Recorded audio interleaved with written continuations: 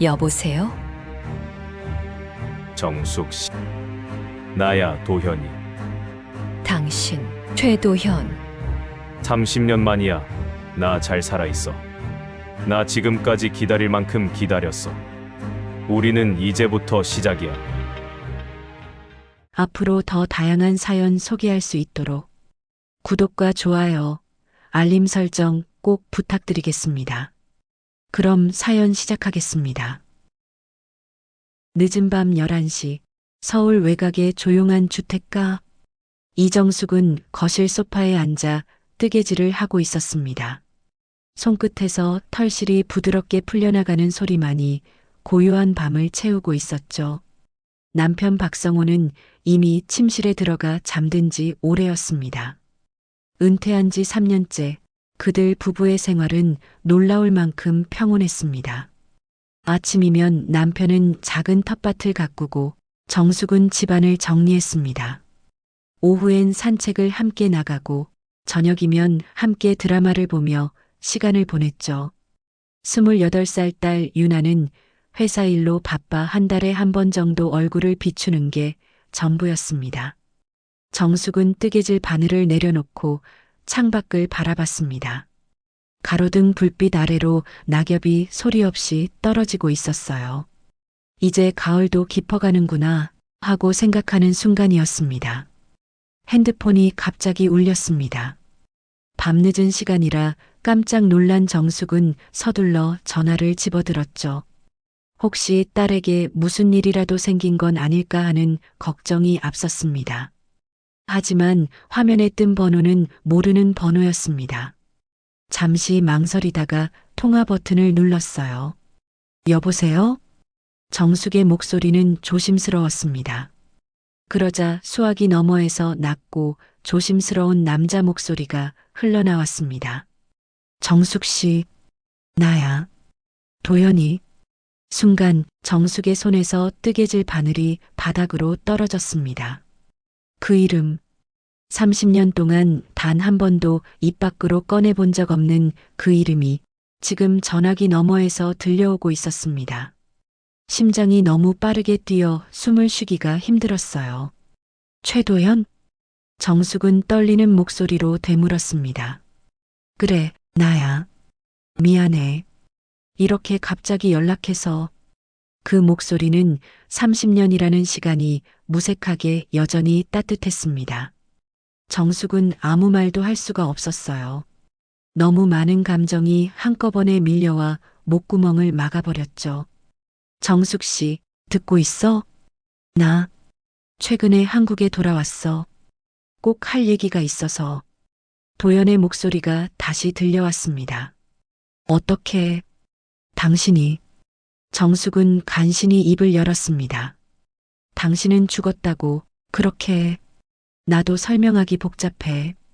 직접 만나서 얘기할 수 있을까? 제발.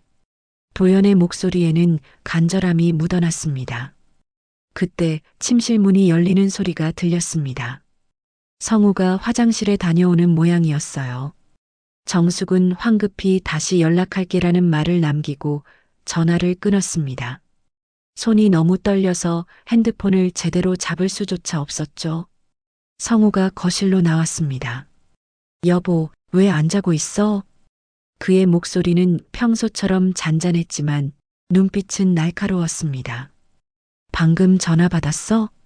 정숙은 애써 침착함을 유지하며 대답했습니다. 아, 그냥 보험회사 텔레마케팅이었어요. 밤늦게 전화하는 게 참. 하지만 그녀의 손은 여전히 떨리고 있었고 성우는 그걸 놓치지 않았습니다. 이 밤중에 텔레마케팅을? 성우의 물음에 날이 서 있었습니다. 정숙은 고개를 돌려 창밖을 바라보며 말했습니다. 요즘 그런가 봐요. 저도 잘 모르겠어요. 그녀는 핸드폰을 소파 쿠션 아래 살짝 밀어 넣었습니다. 성우는 잠시 아내를 지켜보다가 그럼 이제 그만 자러 가요라고 말했지만 침실로 들어가면서도 계속 뒤를 돌아봤습니다. 정숙이 침실로 들어간 뒤 성우는 다시 거실로 나왔습니다. 소파 쿠션 사이에서 아내의 핸드폰을 꺼내 통화 기록을 확인했어요. 모르는 번호. 그는 그 번호를 자신의 핸드폰으로 찍어두었습니다. 그의 얼굴에는 불길한 그림자가 드리워져 있었죠. 29년을 함께 산 아내였지만 방금 전 그녀의 표정에서 본 것은 그가 한 번도 본 적 없는 낯선 감정이었습니다. 그것은 놀람도 두려움도 아닌 그리움이었습니다. 다음 날 아침 식탁은 평소와 다름없었습니다. 된장찌개 냄새가 부엌에 가득했고 성우는 신문을 펼쳐 읽고 있었죠. 하지만 정숙은 밤새 한숨도 자지 못했습니다. 도연이라는 이름이 머릿속에서 계속 맴돌았어요. 죽었다고 알았던 사람이 살아있다니. 그것도 30년이 지난 지금 갑자기 나타나다니. 여보, 밥 먹어요. 정숙이 밥그릇을 내려놓자 성우가 신문을 접었습니다. 어젯밤에 무슨 일 있었어요? 그의 질문은 단도직입적이었습니다. 정숙의 손이 잠깐 멈칫했지만 곧 태연한 척 대답했습니다. 무슨 일이요? 아무 일도 없었는데요. 그 전화 말이에요. 텔레마케팅이라고 했죠? 성우의 목소리에는 의심이 묻어났습니다. 정숙은 국그릇을 들어 한 모금 떠먹으며 말했습니다. 그냥 보험 광고였어요. 신경 쓸 것도 없는 전화였어요. 성우는 더 이상 묻지 않았습니다. 하지만 아내가 거짓말을 하고 있다는 걸 알고 있었죠. 29년을 함께 살면서 그는 아내의 모든 습관을 알고 있었습니다. 거짓말을 할 때면 정숙은 눈을 마주치지 못하고 국그릇을 자주 들었습니다. 지금처럼요. 아침을 먹고 성우가 텃밭으로 나간 뒤 정숙은 서둘러 안방으로 들어갔습니다. 옷장 깊숙한 곳 오래된 상자 하나를 꺼냈어요. 먼지가 소복이 쌓인 그 상자를 열자 낡은 편지들과 사진들이 나왔습니다. 가장 위에는 노랗게 바랜 비행기 티켓이 있었죠. 1995년 서울에서 뉴욕행 최도연 앞으로 발권된 티켓이었습니다. 정숙은 떨리는 손으로 그 아래 편지를 꺼냈습니다. 도연의 필체였어요.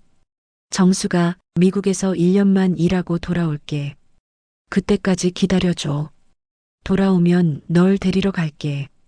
약속해. 편지를 읽는 정숙의 눈에서 눈물이 흘러내렸습니다. 30년 전 25살의 도연은 해외 파견 기회를 얻었습니다. 당시 24살이었던 정숙은 결혼 정년기였고 집안에서는 빨리 결혼하라는 압박이 심했죠. 하지만 도연은 약속했습니다. 1년만 기다려달라고. 그런데 도연은 미국으로 떠난 지 석 달 만에 교통사고로 사망했다는 소식이 전해졌습니다. 정숙은 믿을 수가 없었어요. 확인하려 해도 당시엔 방법이 없었습니다. 도연의 가족들도 연락이 끊겼고 모든 게 안개 속으로 사라져버렸죠.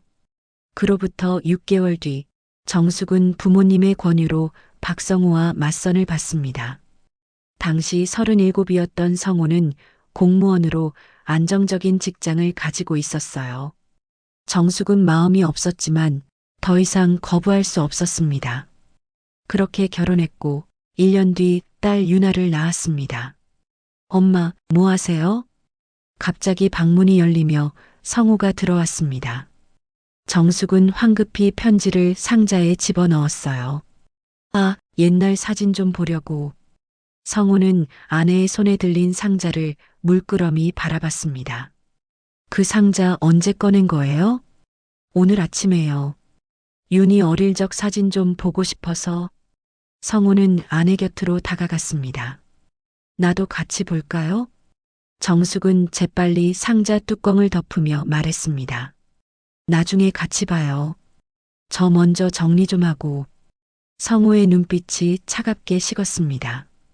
뭔가를 숨기고 있다는 걸 확신한 그는 더 이상 묻지 않고 방을 나갔어요.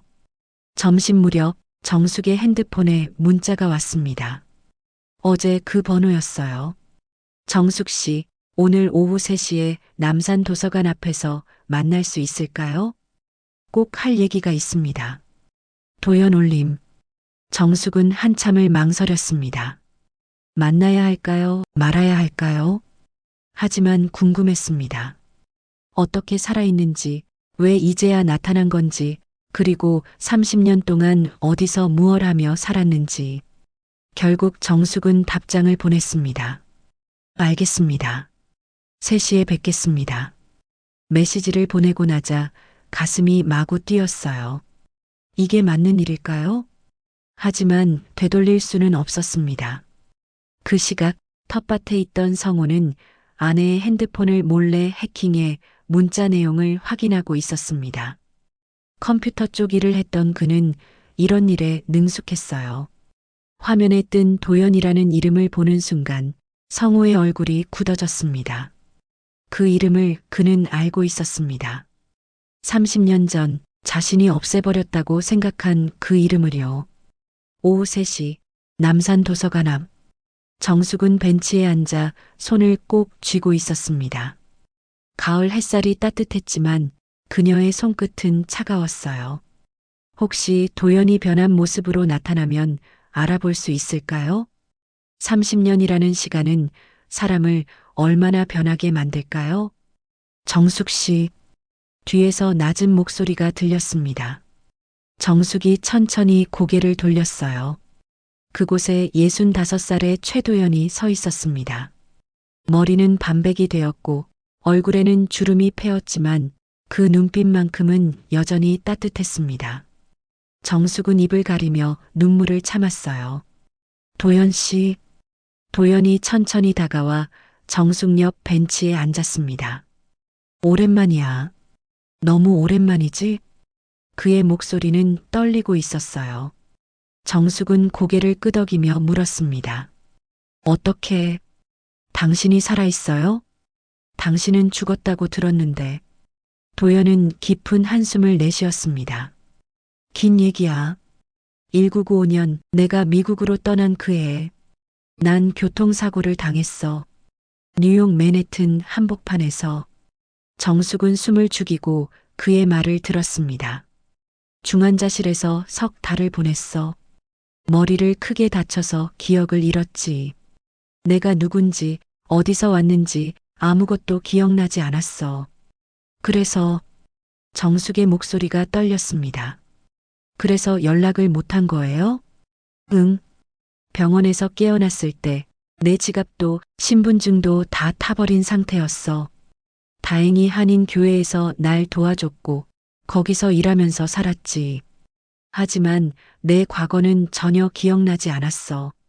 그렇게 30년을 살았어. 도연은 주머니에서 낡은 사진 한 장을 꺼냈습니다. 그런데 작년에 갑자기 기억이 돌아오기 시작했어. 이 사진 한 장이 계기였지. 정숙은 그 사진을 받아들었습니다. 손이 떨렸어요. 사진 속엔 젊은 날의 자신이 있었습니다. 24살 환하게 웃고 있는 모습이었죠. 그 옆에 25의 도연이 있었고, 그리고 놀랍게도 사진 오른쪽 끝에 37의 박성호가 서 있었습니다. 이건 정숙의 목소리가 떨렸습니다. 이 사진 어디서 찍은 거죠? 1994년 여름 우리 부서 야유회 때야. 기억나? 도연이 말했습니다. 그때 우리 셋 다 같은 부서에서 일했잖아. 난 주임, 너는 계약직 사무원, 그리고 도연은 사진 속 성우를 가리켰습니다. 박성우 과장. 우리 상관이었지. 정숙의 얼굴이 하얗게 질렸습니다. 그렇습니다. 그때 그들은 모두 외무부 산하기관에서 일했었어요. 정숙은 임시직으로 들어갔고 도연을 그곳에서 만났습니다. 사랑에 빠진 건 금방이었죠. 하지만 정숙은 임시직이었기에 1년 계약이 끝나면 그만둬야 했습니다. 도연은 정숙을 위해 해외 파견직을 신청했어요. 1년만 미국에서 일하고 돌아오면 충분한 돈을 모을 수 있었고, 그러면 정숙과 결혼할 수 있었죠. 근데 말이야. 도연의 목소리가 낮아졌습니다. 내 기억이 완전히 돌아온 건 아니야. 하지만 한 가지는 확실히 기억나. 내가 미국으로 떠나기 직전 뭔가 이상한 일이 있었어. 무슨 일요? 정숙이 물었습니다. 내 파견 승인이 갑자기 보류됐어. 그것도 출국 이틀 전에. 이유는 인사 재검토라는 애매한 명목이었지. 나는 당황했어. 그래서 직접 인사과에 찾아갔고 결국 허가가 났어. 하지만 내가 탈 예정이던 비행기는 이미 떠난 후였지. 그래서 급하게 다른 항공편으로 바꿔 탔어. 도연은 정숙을 똑바로 바라봤습니다. 그 비행기에서 난 사고를 당했어. 만약 원래 예정대로 탔던 비행기를 탔다면 그런 일은 없었을 거야. 정숙은 가슴이 철렁 내려앉는 걸 느꼈습니다. 설마, 정숙아. 도연이 그녀의 손을 잡았습니다. 그때 우리가 왜 헤어졌는지 기억나? 진짜 이유가 뭐였을까? 정숙은 대답할 수가 없었어요. 왜냐하면 그녀도 정확히 알지 못했으니까요. 내가 기억을 되찾고 나서 예전 동료들을 몇 명 찾아갔어. 그리고 알게 됐지. 내 파견 보류를 요청한 사람이 박성우 과장이었다는 걸. 도연의 목소리에는 분노가 섞여 있었습니다. 그 사람이 인사과에 압력을 넣었어. 나를 보내지 말라고. 아니에요. 정숙이 고개를 저었습니다. 그럴 리 없어요. 성우 씨는 그런 사람이. 정숙아. 도연이 그녀를 똑바로 바라봤습니다. 당신은 몰랐겠지만 박성우는 당신을 좋아했어. 아주 오래전부터. 정숙은 믿을 수가 없었습니다. 내가 사고를 당하고 연락이 끊긴 후 당신은 그 사람과 결혼했잖아. 우연이었을까? 정숙의 머릿속이 하얗게 변했습니다. 모든 퍼즐 조각들이 맞춰지기 시작했어요. 도연이 떠난 후 성우가 유독 자신을 자주 찾아왔던 것, 위로한다는 명목으로 자주 만났던 것, 그리고 결국 맞선을 제안한 것, 모든 게 계획된 일이었을까요? 저는 몰랐어요. 정숙의 목소리는 떨렸습니다. 정말 몰랐어요. 도연은 고개를 끄덕였습니다. 알아. 당신 잘못이 아니야. 하지만 나는 알아야 했어. 진실을. 그는 자리에서 일어났습니다.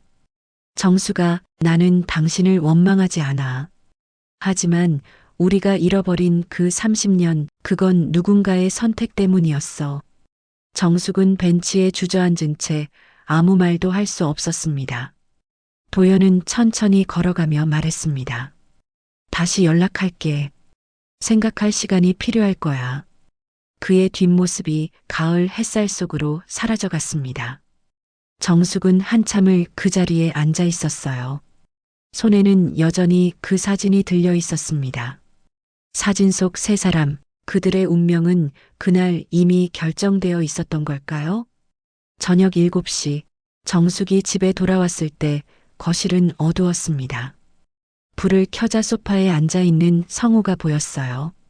어디 갔다 왔어요? 그의 목소리는 평소보다 낮았습니다. 산책 좀 했어요.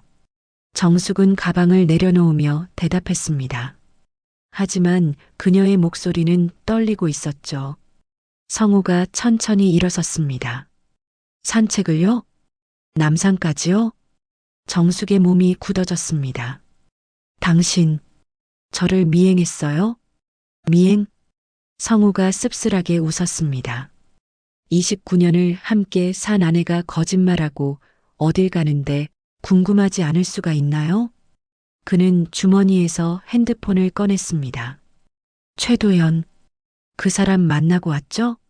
정숙은 더 이상 숨길 수 없다는 걸 알았습니다. 네, 만났어요. 하지만 뭐가 있어요? 성우의 목소리가 높아졌습니다. 30년 전에 죽었다던 그 남자가 갑자기 나타났는데 당연히 만나야겠죠. 첫사랑이니까. 당신이 무슨 권리로. 정숙도 목소리를 높였습니다. 당신이 무슨 권리로 제 핸드폰을 몰래 봐요? 제 뒤를 밟아요? 권리. 성우가 비웃었습니다. 난 당신 남편이에요. 29년을 함께 산 남편. 그게 제 사생활을 침해할 권리를 주나요? 정숙의 눈에서 눈물이 흘러내렸습니다. 하지만 그건 슬픔의 눈물이 아니라 분노의 눈물이었어요. 성우가 한 발짝 다가왔습니다. 그 사람이 뭐라고 하던가요? 나에 대해 뭐라고 했어요? 정숙은 성우를 똑바로 바라봤습니다. 진실을 말해줬어요. 그녀의 목소리는 차가웠습니다. 1995년 도연 씨의 해외 파견을 당신이 막았다고. 인사과에 압력을 넣어서 출국을 지연시켰다고. 성우의 얼굴이 굳어졌습니다. 그것 때문에 도연 씨는 다른 비행기를 타야 했고 그 비행기에서 사고를 당했어요. 정숙의 목소리가 떨렸습니다. 30년 동안 기억을 잃고 살았어요. 자기가 누군지도 모른 채. 나는. 성우가 입을 열었습니다. 당신을 지키려고요? 정숙이 비웃었습니다. 제 인생을 망가뜨린 게 저를 지킨 거예요? 제가 사랑하는 사람을 빼앗은 게 그게 저를 지킨 거라고요? 사랑? 성우의 목소리에 분노가 섞였습니다. 당신은 그 사람을 그렇게 사랑했어요? 나랑 29년을 살면서도 그 사람 생각했어요? 정숙은 대답하지 않았습니다. 그저 창밖을 바라볼 뿐이었죠. 그 침묵이 성우에게는 가장 고통스러운 대답이었습니다. 그럼 나는 뭐예요? 성우의 목소리가 갈라졌습니다. 29년 동안 당신과 산 나는 뭡니까? 당신에게 나는 그냥 대체품이었어요? 첫사랑의 대체품? 그건. 정숙도 울먹였습니다. 그건 아니에요. 우리는 가족이에요. 유나의 부모예요. 하지만 사랑은 아니었죠. 성우가 쓴웃음을 지었습니다. 한 번도 나를 사랑한 적 없었죠. 정숙은 대답할 수 없었습니다. 사실이었으니까요. 그녀는 성우를 존중했고 함께 가정을 꾸렸고 딸을 키웠습니다. 하지만 사랑했는가? 그 질문에는 대답할 수 없었어요. 당신은. 정숙이 떨리는 목소리로 말했습니다. 그때 당신이 그 사람의 출국을 막았던 거죠? 인정해요? 성우는 한참을 침묵했습니다. 그리고 천천히 고개를 끄덕였습니다. 그래요. 내가 했어요. 그의 목소리는 지쳐 있었습니다. 당신이 그 사람을 따라갈까봐 두려웠어요.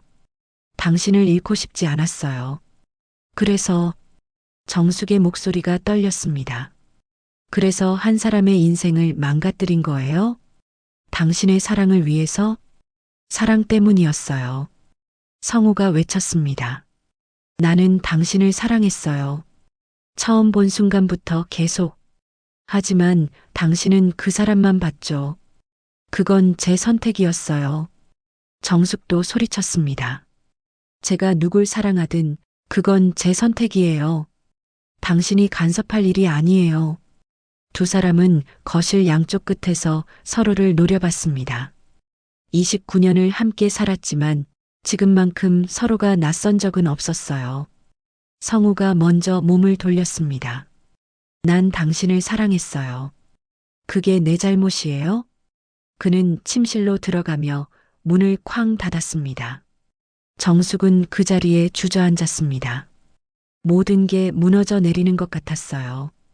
29년의 결혼 생활, 그 기반이 사실은 거짓말 위에 세워진 것이었다니. 그때 성우의 서재 문이 살짝 열려 있는 게 보였습니다. 정숙은 천천히 일어나 서재로 들어갔어요. 책상 서랍을 열자 오래된 서류들이 나왔습니다. 그리고 그중 하나, 외무부 공문서 사본이 눈에 띄었죠. 1995년 최도연의 해외 파견 관련 문서였습니다. 거기에는 인사 재검토 요청, 박성우 과장이라고 적혀 있었어요. 정숙의 손에서 서류가 떨어졌습니다. 증거였습니다. 모든 게 사실이었던 거예요. 이틀 후 정숙은 다시 도연을 만났습니다. 이번엔 한강 둔치였어요. 늦가을 바람이 차갑게 불어왔지만 정숙은 추위를 느끼지 못했습니다. 머릿속은 온통 성우와의 대화로 가득했죠. 정숙 씨, 안색이 안 좋아 보여. 도연이 걱정스러운 눈빛으로 말했습니다. 정숙은 억지로 미소를 지으며 고개를 저었어요. 괜찮아요.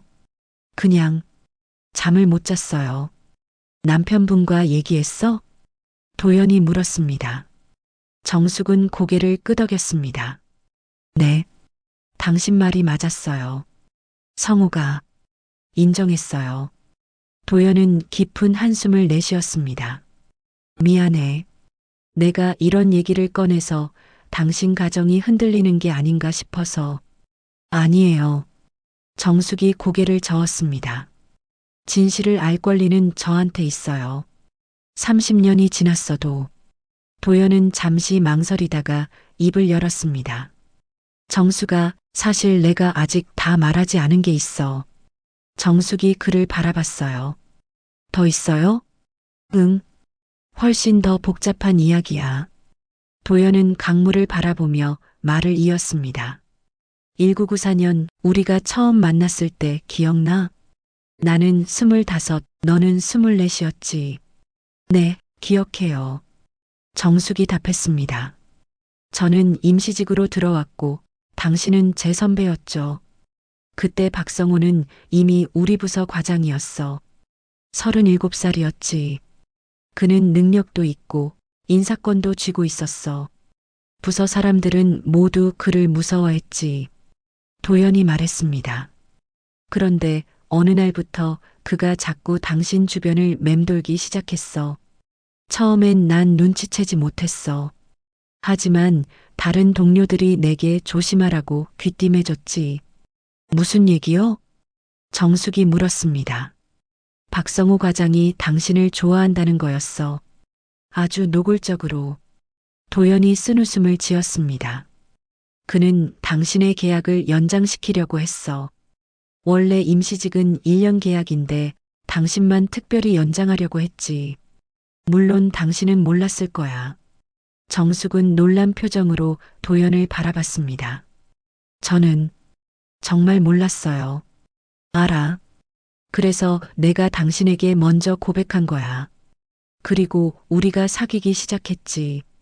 박성호는 그걸 알고 나서 완전히 달라졌어. 도연의 목소리에 분노가 묻어났습니다. 그는 나를 노골적으로 괴롭히기 시작했어. 업무를 과도하게 주고 사소한 실수도 크게 문제 삼았어. 심지어 승진 명단에서 내 이름을 빼버리기도 했지. 그랬군요. 정숙은 아무것도 몰랐던 자신이 한심하게 느껴졌습니다. 그래서 난 해외 파견을 신청한 거야. 거기서 벗어나고 싶었어. 그리고 돈도 모아서 당신과 결혼하고 싶었고.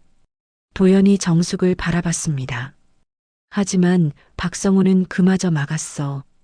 내 파견 서류에 업무 태도 불량이라는 평가를 넣어서 보류시켰지. 그런데 어떻게 결국 허가가 난 거예요? 정숙이 물었습니다. 내가 직접 인사부장을 찾아갔어. 그리고 박 과장의 부당한 처사를 호소했지. 다행히 인사부장이 공정한 사람이었어. 결국 허가가 났지만 원래 출국 일정은 이미 지나버렸어. 도연은 주먹을 꽉 쥐었습니다.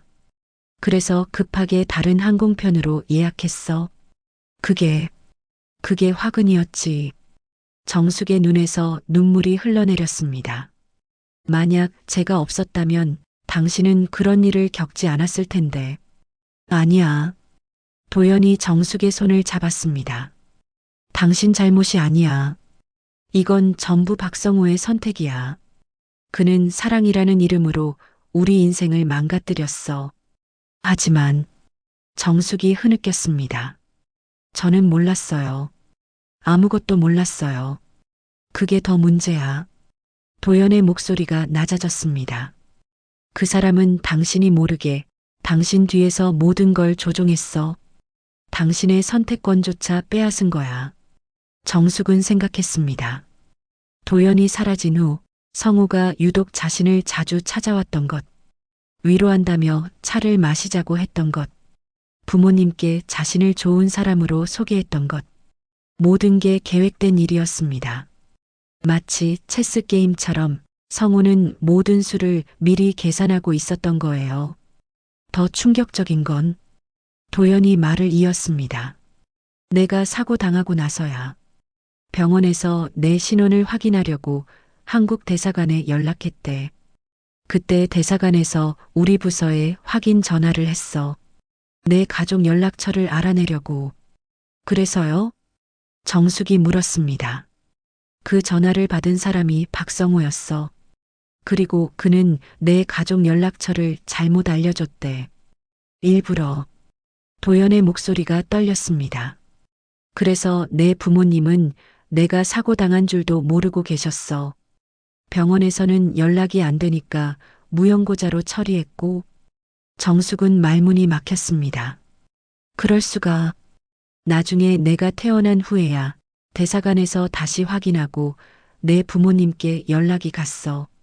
하지만 그때는 이미 3년이 지난 후였지.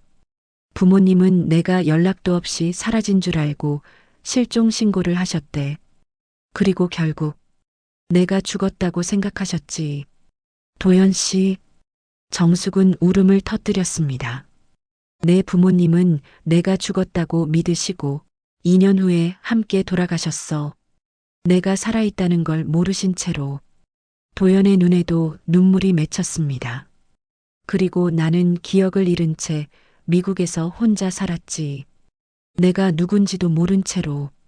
정숙은 도연을 껴안고 함께 울었습니다.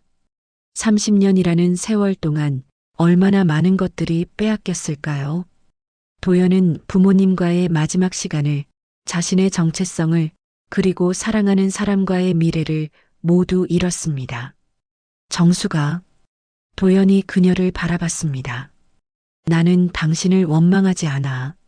하지만 박성호, 그 사람만큼은 용서할 수 없어. 그는 사랑이라는 이름으로 너무 많은 걸 빼앗아 갔어.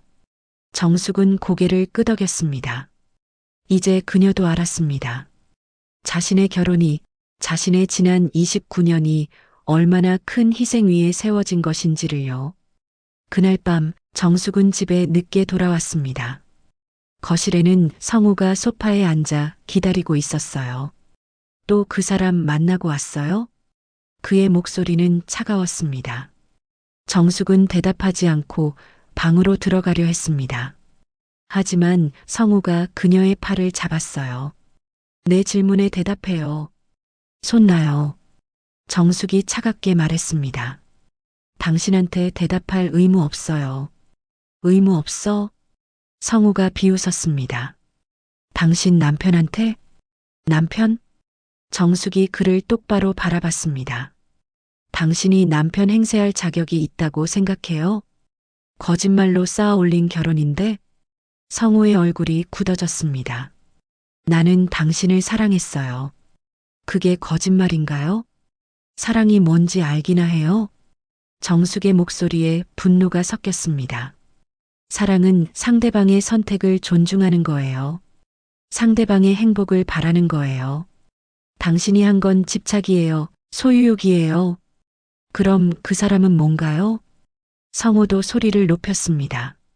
그 사람은 당신을 행복하게 해줬어요? 30년 동안 어디서 뭐 했는데? 그건 당신 때문이잖아요. 정숙이 외쳤습니다.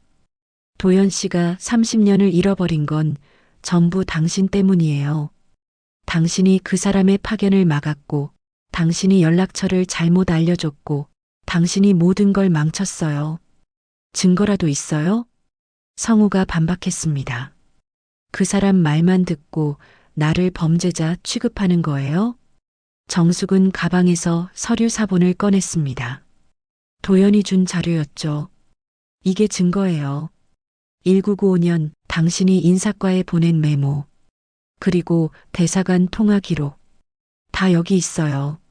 성우는 서류를 보고 얼굴이 하얗게 변했습니다.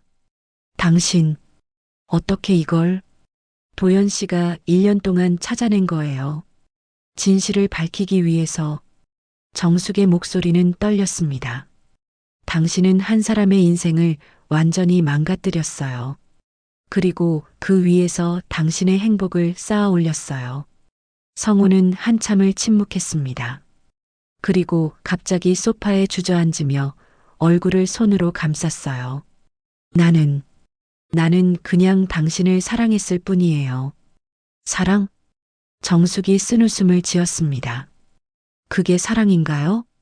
다른 사람을 짓밟고 얻은 게? 그럼 어떻게 해야 했어요?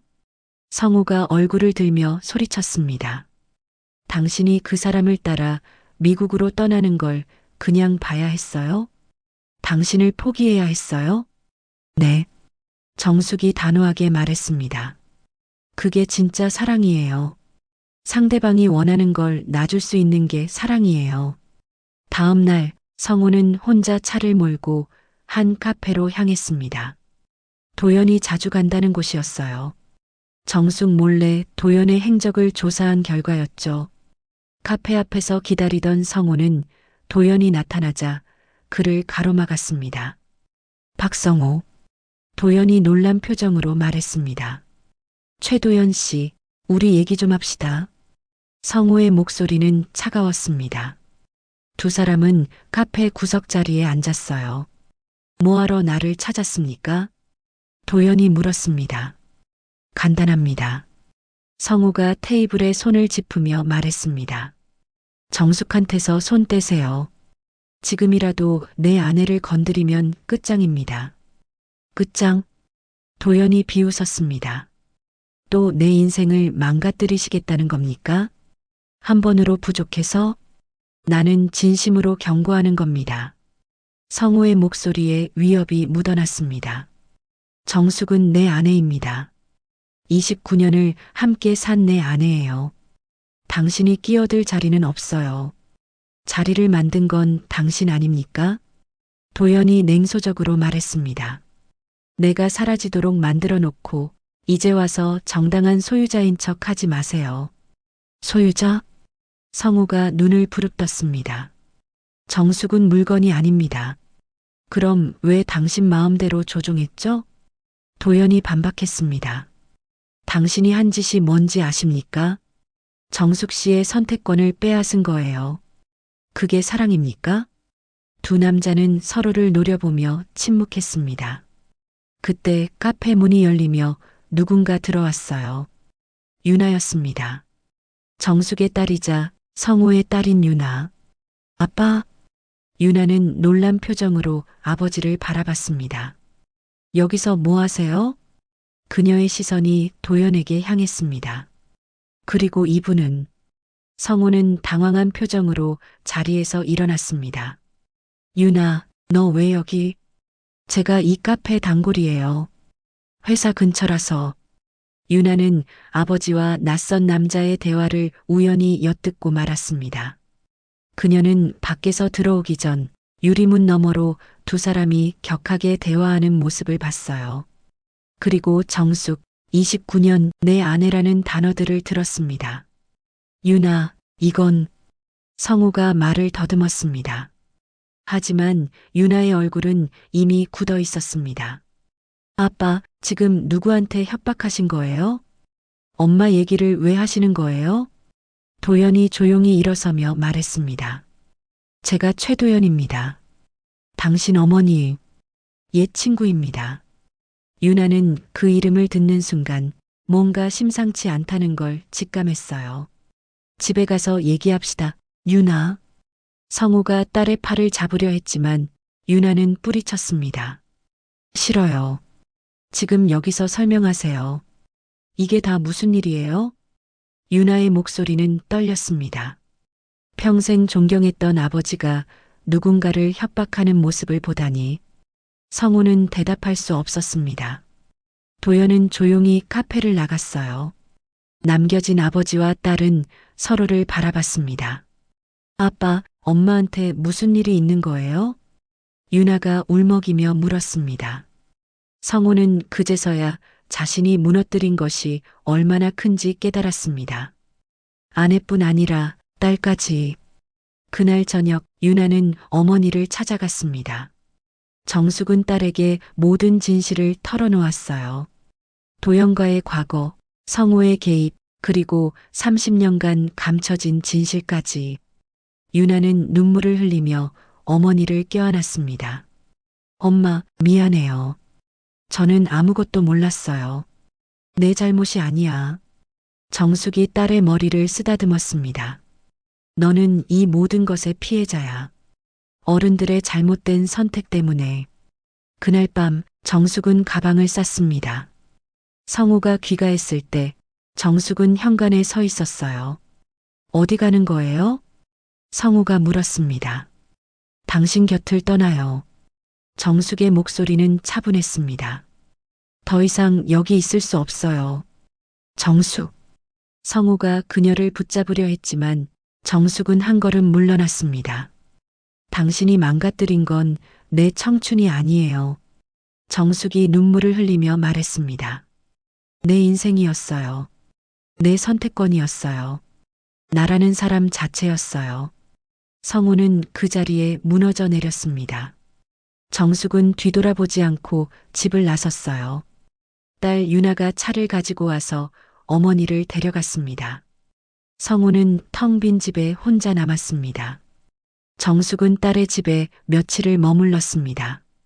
유나는 어머니를 극진히 보살폈지만 정숙의 마음은 편치 않았어요.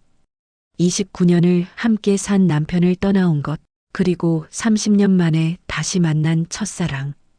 이 모든 상황이 혼란스러웠습니다. 나흘째 되던 날 아침, 우편함에 편지 한 통이 도착했습니다. 발신인은 최도연이었어요. 정숙은 떨리는 손으로 봉투를 뜯었습니다. 정숙 씨에게. 이 편지를 쓰는 지금 나는 인천공항에 있습니다. 오늘 저녁 비행기로 다시 미국으로 돌아갑니다. 놀랐죠? 갑자기 왜 떠나냐고요? 이유는 간단합니다. 나는 당신의 인생을 또 한 번 망가뜨리고 싶지 않습니다. 정숙은 편지를 읽으며 눈물을 흘렸습니다. 30년 전 나는 우리가 함께할 미래를 꿈꿨습니다. 하지만 그 꿈은 박성호라는 사람에 의해 산산조각 났죠. 나는 당신을 원망했습니다. 왜 나를 기다려주지 않았냐고. 왜 그 사람과 결혼했냐고. 하지만 기억을 되찾고 나서야 깨달았습니다. 당신도 피해자였다는 것을요. 한국에 돌아와서 당신을 찾은 건 복수하려던 게 아니었습니다. 그저 진실을 알고 싶었어요. 왜 우리가 헤어졌는지, 무엇이 우리를 갈라놓았는지. 그리고 이제 알았습니다. 박성호의 왜곡된 사랑이 우리 모두를 불행하게 만들었다는 것을요. 편지는 계속 이어졌습니다. 하지만 정숙 씨, 나는 한 가지 더 깨달았습니다. 박성호가 비록 잘못된 방법을 썼지만 그도 나름대로 당신을 사랑했다는 것을요. 29년 동안 당신 곁을 지켰고 딸을 함께 키웠고 가정을 지켰습니다. 그게 비록 거짓 위에 세워진 것이라 해도 그 시간들까지 거짓은 아니었을 겁니다. 정숙은 편지를 잠시 내려놓고 눈물을 닦았습니다. 나는 병원 기록을 뒤지다가 놀라운 사실을 하나 발견했습니다. 1995년부터 1998년까지 3년 동안 내 병원비가 누군가에 의해 익명으로 납부되었다는 거예요. 금액이 상당했습니다. 하나로 거의 5천만 원에 달했죠. 당시로서는 엄청난 돈이었습니다. 정숙의 눈이 커졌습니다. 처음엔 누가 그런 돈을 냈을까 궁금했어요. 내 부모님은 내가 살아있는 줄도 모르셨으니 아닐 것이고, 그래서 병원에 부탁해서 납부 기록을 찾았습니다. 그리고 알게 됐죠. 그 돈을 보낸 사람이 박성호였다는 것을요. 정숙은 믿을 수가 없었습니다. 성호가? 편지는 계속되었습니다. 1995년 말 대사관을 통해 내 사고 소식이 한국에 전해졌을 때 박성호는 이중적인 선택을 했습니다. 한편으로는 내 가족에게 잘못된 정보를 줘서 연락을 차단했고, 다른 한편으로는 병원의 익명으로 거액을 송금했습니다. 나를 완전히 없애버리지는 못한 거예요. 양심 때문이었을까요? 아니면 다른 이유였을까요? 병원 측은 그 돈 덕분에 나를 최선을 다해 치료했습니다. 만약 그 돈이 없었다면 나는 제대로 된 재활 치료도 받지 못하고 거리에 버려졌을 거예요. 아이러니하게도 나를 망가뜨린 사람이 나를 살린 셈입니다. 정숙은 편지를 읽으며 가슴이 미어지는 것 같았습니다. 정숙 씨, 나는 오랫동안 박성호를 원망했습니다. 하지만 이제는 이해합니다. 그 사람도 고통받았을 거예요. 사랑하는 사람의 마음을 얻지 못했다는 것, 거짓 위에 가정을 세웠다는 것, 그리고 언젠가 진실이 밝혀질까봐 두려워했을 것. 29년 동안 말이죠. 사랑은 참 복잡합니다. 옳고 그름으로 나눌 수 없는 것 같아요. 박성호의 사랑은 분명 잘못된 방향으로 흘렀습니다. 하지만 그것이 사랑이 아니었다고 말할 수는 없겠죠. 편지의 마지막 부분이었습니다. 정숙 씨, 나는 이제 떠납니다. 당신의 인생에 더 이상 혼란을 주고 싶지 않습니다. 당신에게는 딸이 있고 29년의 세월이 있습니다. 그걸 다 무너뜨릴 권리는 나에게 없어요. 하지만 한 가지만은 기억해 주세요.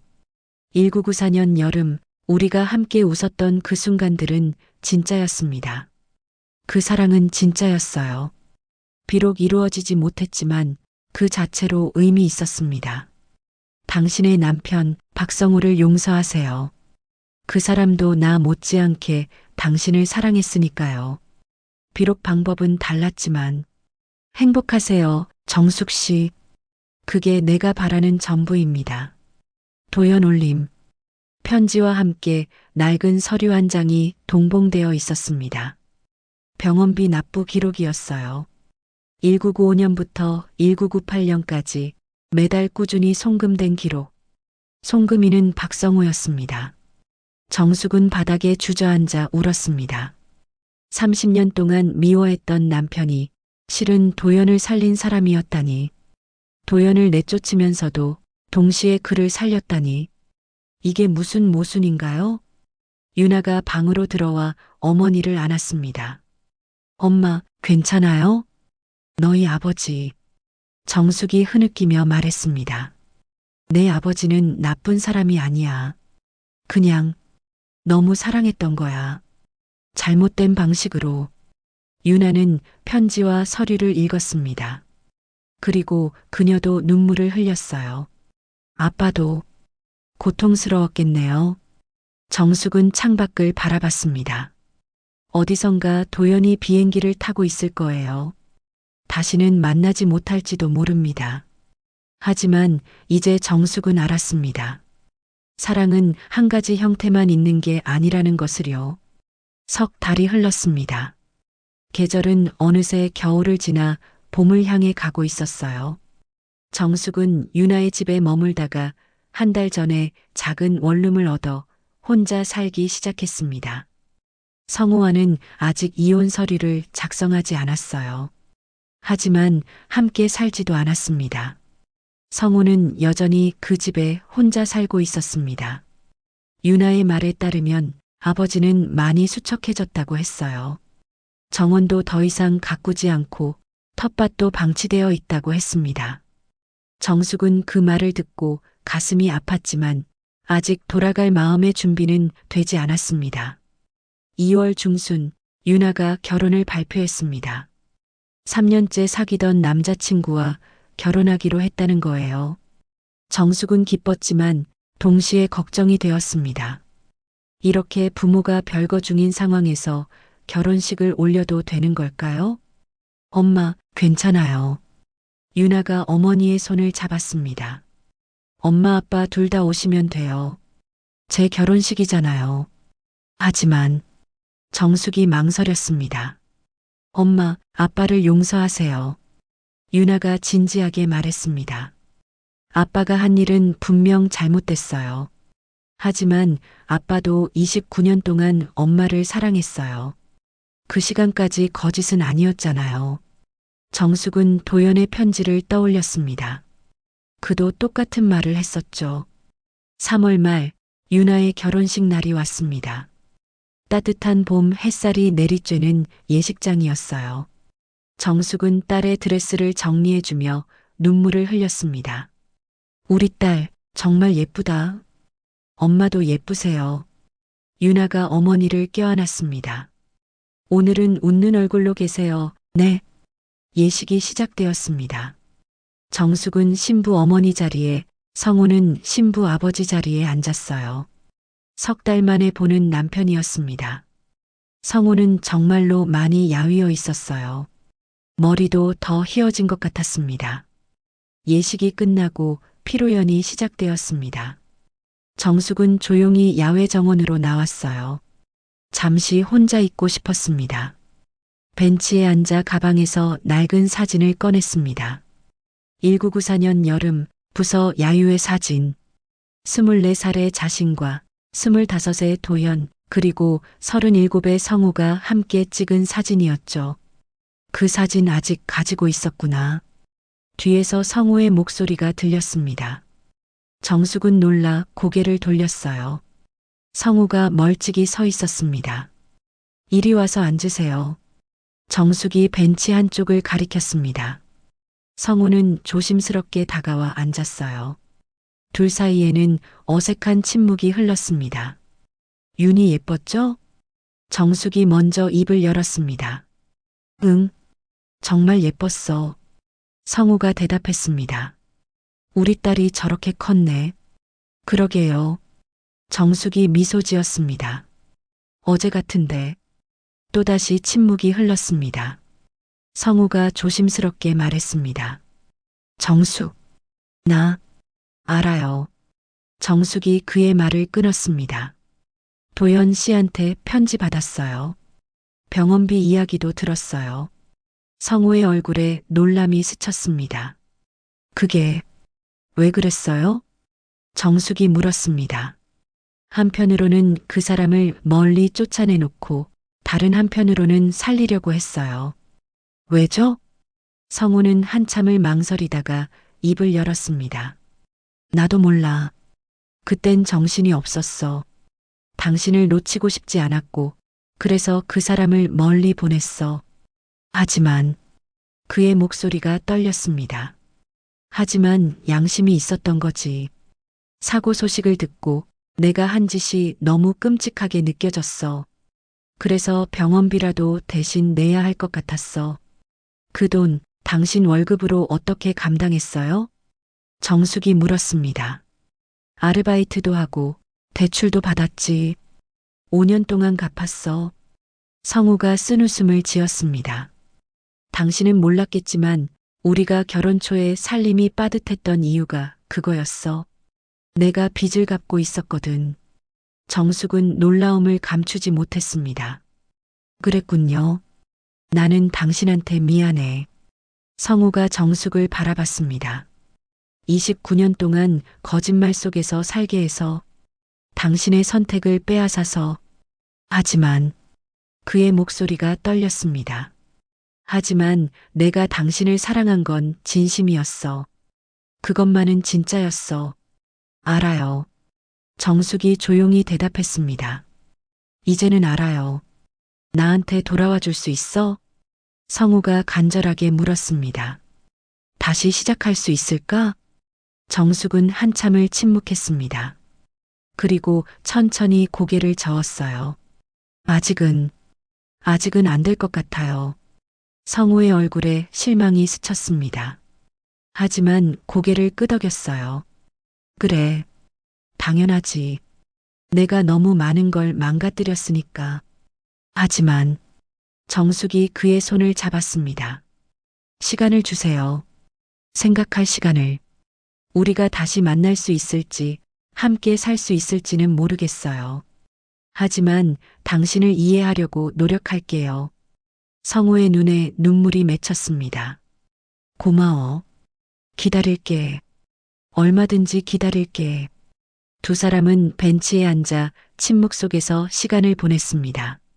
예식장에서는 흥겨운 음악이 흘러나왔고 사람들의 웃음소리가 들렸어요. 정숙은 사진을 내려다봤습니다. 사진 속 세 사람. 그들은 서로 다른 운명을 살았지만 결국 모두 사랑 때문에 고통받았습니다. 도연 씨는 잘 지내고 있을까요? 정숙이 물었습니다. 아마 그럴 거야. 성우가 대답했습니다. 그 사람 강한 사람이니까. 당신도 강한 사람이에요. 정숙이 말했습니다. 잘못된 방식이었지만 29년을 버텨냈잖아요. 언젠가 들킬지도 모른다는 두려움 속에서 강한 게 아니라 비겁한 거지. 성우가 자조적으로 웃었습니다. 아니에요. 정숙이 고개를 저었습니다. 사랑도 용기예요. 잘못된 시작이었지만 당신은 나름대로 최선을 다했어요. 가정을 지키고 딸을 키우고 나를 보살폈어요. 성우는 정숙을 바라봤습니다. 용서해 주는 거야? 모르겠어요. 정숙이 솔직하게 대답했습니다. 아직은 모르겠어요. 하지만 이해하려고 해요. 해가 서쪽으로 기울어가고 있었습니다. 정원의 나무 그림자가 길게 늘어났어요. 정숙과 성우는 벤치에 나란히 앉아 그 풍경을 바라봤습니다. 말은 없었지만 그 침묵 속에는 29년의 세월이 담겨 있었습니다. 사랑도, 미움도, 후회도, 이해도 모두 함께. 유나가 정원으로 나와 부모님을 찾았습니다. 엄마, 아빠, 여기 계셨네요. 케이크 자르러 가요. 정숙과 성우는 자리에서 일어났습니다. 서로를 바라보며 작은 미소를 지었어요. 그리고 나란히 예식장으로 걸어갔습니다. 함께 걷지만 손은 잡지 않았습니다. 그 거리가 지금의 그들을 표현하고 있었죠.